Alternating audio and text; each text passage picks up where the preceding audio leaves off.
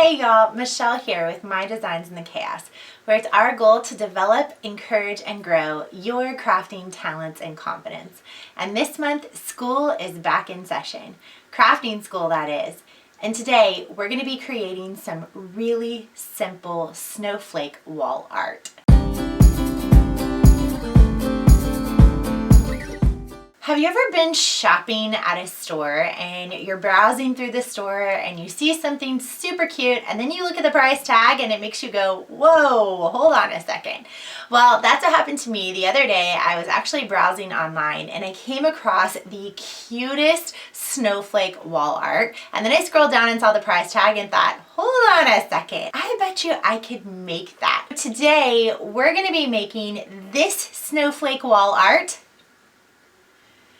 that had a little bit too hefty of a price tag for under $5. I'm really excited about this project because I think it's going to be really cute. Let's take a look at the supplies that we need to make this idea come to life in our snowflake wall art dupe. The nice thing is, for this project, we don't actually need too many supplies.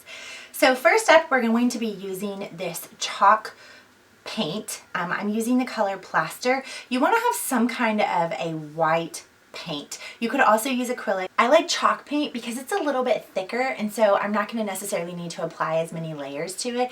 Any type of a white or cream color paint will work as our base. The next thing that we're going to need is we're going to need a paintbrush. I like to use just this little bundle of Dollar Tree sponge brushes. I like these because they don't leave the lines that bristles do. I like bristle brushes if I'm dry brushing or something like that, but for this project, these little sponge brushes are going to be perfect. And then I'm using this Dollar Tree sign as my base. I like it because it has the same shape as the snowflake original sign that I saw, but really any type of a background. If you have an old piece of wood, that will work. I'm going to go ahead and I'm going to pop this little corner off. It's like a little glittered skull, but any type of a blank. Because of the season right now, my Dollar Tree had these blanks, but the time of year that you're shopping, it might be Christmas, it might be Valentine's Day, it might be St. Patrick's Day, and so any kind of one of their blanks should work totally fine. Now, the next thing you're going to want to have is a sanding block. Now for me, I'm actually going to use the back side of this sign,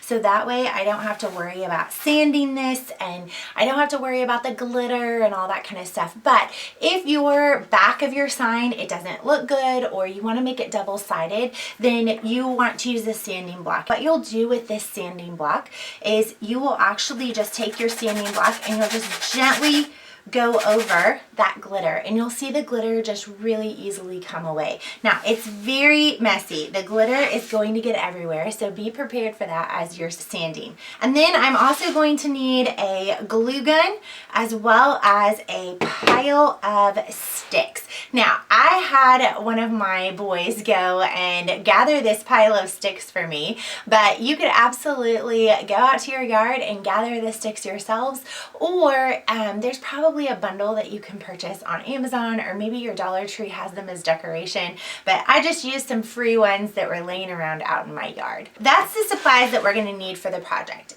Super simple. Also, if you want to add any type of a ribbon or a bow, you would want to make sure that you have the materials to add that too. Because I'm keeping this very, very similar to the original item, I am not going to be adding a bow. We're going to keep it super simple today. But remember, with every single one of these projects, I encourage you to put your own spin. So if you think a bow will look good with your home decor, make sure you add your bow on there. Okay, so let's go ahead and get started with this. I'm going to move these sticks here over to the side. And so the first thing that we need to do is I have this string across the top, and I'm actually going to go ahead and I'm going to remove it. Now, the nice part with this particular blank is that it has these little, they're like little plastic shoe tie things that I can easily just push it back through whenever I want to take them out. If yours has a knot on it, you can always just untie the knot and then pull the string through. I want to do that so that when I paint it, it keeps it a little bit more even. Now, on there, I'm also going to end up removing that tag off of there. Now, like I mentioned, I had a skull on mine. These skulls or little extra decorations on these signs, they pop off really easily. But what I'm going to do is, just to keep this super simple and easy, I'm going to use the back side. That way I don't end up having to mess with any of this black glitter that's all over the front. And you can see it's already kind of messy on there. I'm going to brush all that off. And we're going to use this side as our base. And then what I'm going to do now is I'm going to take my chalk paint and I'm just going to put a little bit here onto my board.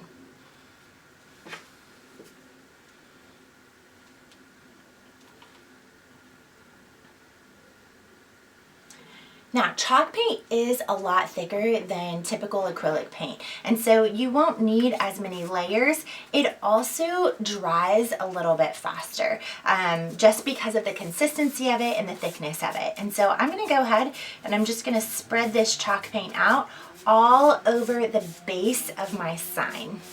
While I'm doing this, you might want to go ahead and make sure that your glue gun is turned on and plugged in so that it can be heating up while we're painting the base of our sign. So that way you're not wasting any time as you craft.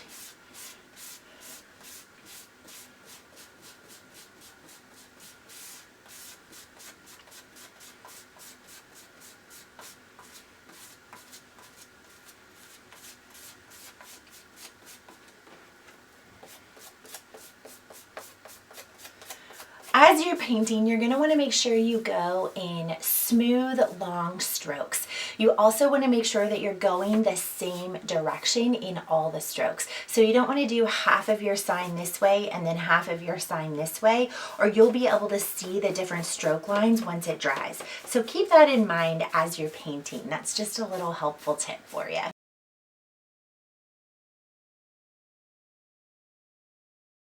Now, because this blank is just cardboard and it's not wood, you want to be careful as to how much paint you put on there, because otherwise it will start crumbling a little, kind of like if it gets wet. And so just be cautious of that. I put a tiny bit more over here on this side to finish off our base. And you can see how chalk paint doesn't run around like acrylic does. It doesn't run, it just kind of glops into place, which can be good and bad all at the same time. It just depends on the style and the look and what you're wanting to use it for. Another handy item that I like to have on hand whenever I'm painting, whether it be these blanks or boards or signs, are these cool little triangles. And what you can do is you can actually set them out and then you can place your sign or whatever it is you're painting onto these little triangles, and that way you can get the edges of your sign. Now, if your chalk paint is a little bit too thick, and it's like, okay, it's thick, but I don't want it this thick, you can always add a tiny bit of water. And the best way I have found to do that is just get your brush a little bit damp. Just a little bit, not a whole lot, just a little tiny bit damp there. And when it's damp, it'll just add a little bit of movement there to your paint, which will help it flow a little bit better across the sign. And then, like I mentioned, you can come and you can do the edges to kind of make sure the edges are painted as well. This works nicely because then it's not getting all over your desk. You have a little bit of space there between the blank sign and your desk to be able to get those edges. Okay. Now, depending on the texture or the consistency of your paint, that's going to determine if you need to do another layer. If you do end up needing to add another layer, make sure the first layer is totally dry before you start adding the second layer. Otherwise, you're just smushing around the first layer and you're not actually adding more paint to your project. So again, just make sure that that first layer is totally dry before you end up adding more to it. Okay, so at this point, we're gonna go ahead and let our sign totally dry. While it's totally drying, this is a great opportunity to go gather your sticks if you haven't had a chance to gather them yet, and to start kind of playing around with what your snowflake is going to look like. Now, I'm gonna mimic mine directly off of that original sign since we are making a dupe of it, but keep in mind, you can arrange the sticks however works best for you. Whatever you want your snowflake to look like, however many little edges or points you want it to have fun with that and get a little bit creative there. Now, if you're an impatient crafter like I can be at times, keep in mind you can always use a hair dryer or a heat gun in order to blow that on the project and help speed up the drying process. Now, the next thing that I'm going to do is, this is a completely optional step, but if you notice on the original snowflake sign, it's actually pieces of wood that have been put together and glued together. So in order to get that same look here on my one piece of cardboard sign, I'm going to take some black chalk paint, and I'm just going to take a really skinny brush here, just really skinny, the tip of this brush, and I'm just going to do a gentle stroke across each one of those lines just to give it the illusion that it's different boards put together. Now, you want to make sure when you're doing this that it's a very, very light stroke. You don't want it to look like black lines across your board. You want it to give more of a shadow effect. So what I'm going to do is I'm actually going to get like a piece of cardboard or a piece of paper or something like that, and I'm going to practice and do a couple lines on there first to also help remove some of the ink off of the end of the brush. So again, you just want to take kind of like a piece of scrap cardboard or something like that, and you're just going to kind of do some little brush lines. So it's going to look something like this. But again, I'm kind of getting most of that paint off of there so that when I do it, it looks like this and not like a solid black line.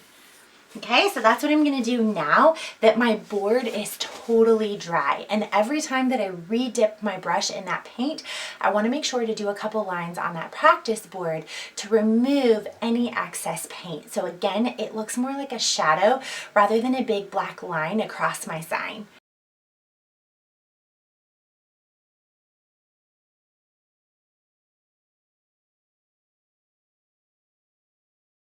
You could absolutely also get a ruler out if you feel like you want them to be totally straight. I'm gonna kind of freehand so that it looks like the planks were not exactly even, because sometimes that gives a little more character, but you do what feels best for you.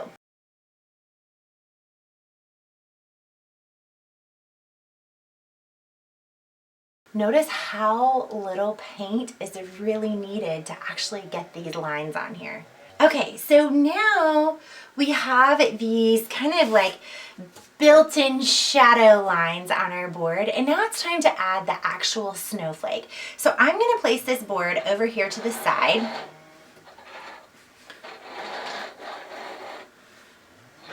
Just so that that can end up drying just a little bit more. You can see remnants of glitter still here. Ah, that glitter. And now I'm gonna go ahead and I'm gonna bring these sticks over, and I'm gonna start lining out what my snowflake actually looks like. It's always best practice to line out ahead of time exactly what things are going to look like rather than putting it on there and gluing it down immediately. Because once it's glued down, it's going to be a lot more difficult to adjust and rearrange. Kind of want to make sure that it looks balanced, that you have the right size sticks and things like that. Make sure they're in the right spot. That's looking pretty good. Now, from here, the way that that snowflake is lined up is it has some little pieces in the middle as well. Now, like I said, you could absolutely just kind of keep it to a really simple snowflake.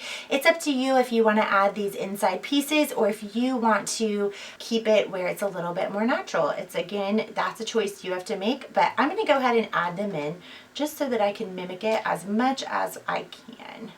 Now keep in mind, as with any craft that you're creating, it's never going to be completely perfect.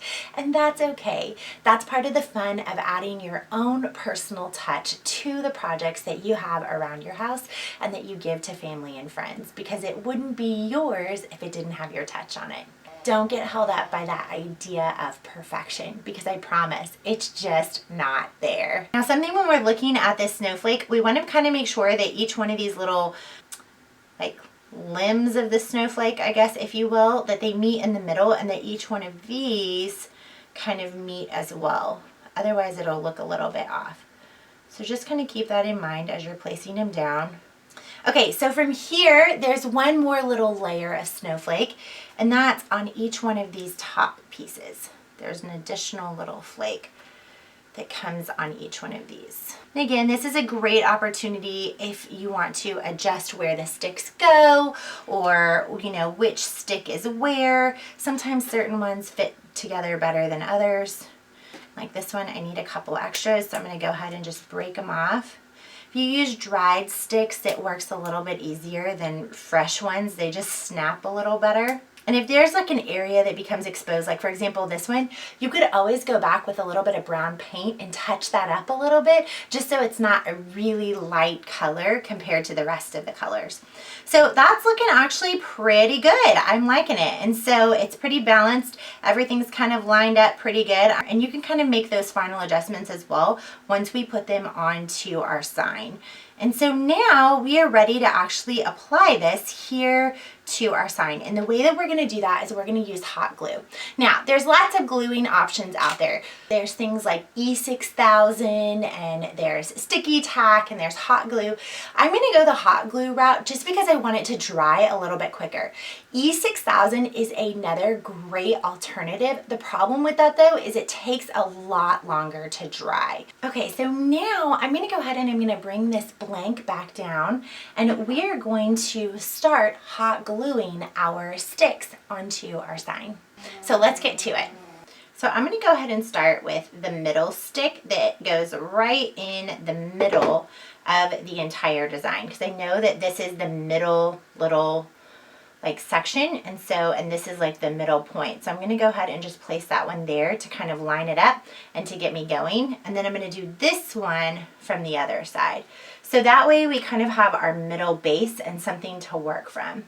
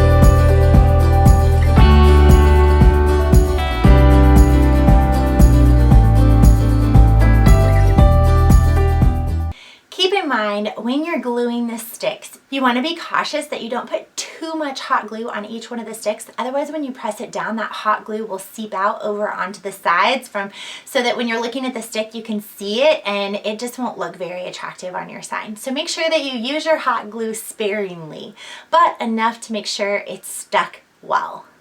Also, this is another reason why it's really good to have your sticks pre-arranged ahead of time, so that way you already know which ones fit where and kind of how they're all gonna fit together. Well, I think we did pretty good. What do you guys think? Now, let's recap. This sign actually only cost me $1 to make.